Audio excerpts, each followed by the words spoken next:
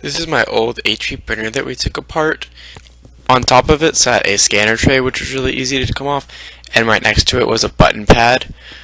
Below that, we had to take off some screws to get out the scanner camera that moved back and forth, as well as the print tray that moved back and forth. While the other guys worked on taking apart the main printer body, I took apart a bunch of the little pieces like the buttons. And here is on the right we have the board, which has a bunch of contacts, and in the middle there's a little rubber thing which had contacts in the back, and when you press them it would complete the circuit. Jordan and RJ spent a majority of the time taking apart the lower half of the printer. However, they ran into some challenges because it was mostly made out of metal, which was riveted together. There were some screws which they were able to get, however there were others that were in too tight of places so they couldn't put our tools in. Additionally, they did revert to brute force just to try to rip the rivets apart, however that did not work.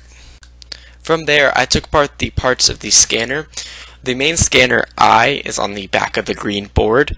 It worked by moving across this bar via the cord. It focused via the different mirrors, and they were inside of the black housing. Additionally, I took apart the components that held and allowed the ink cartridges to move back and forth. They slid across the main bar on that tray. Additionally, they also had a circuit board which told them how to move and how to release the ink onto the paper. Along with the ink cartridges, there was a box which held an absorbent pad. The ink cartridges would sit over this pad, and the pad would absorb all the ink that the cartridges leaked.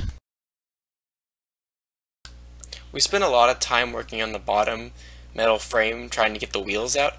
We did have some luck by removing some of the motors which spun the wheel, and with some more brute force we actually did get the wheels out of the frame.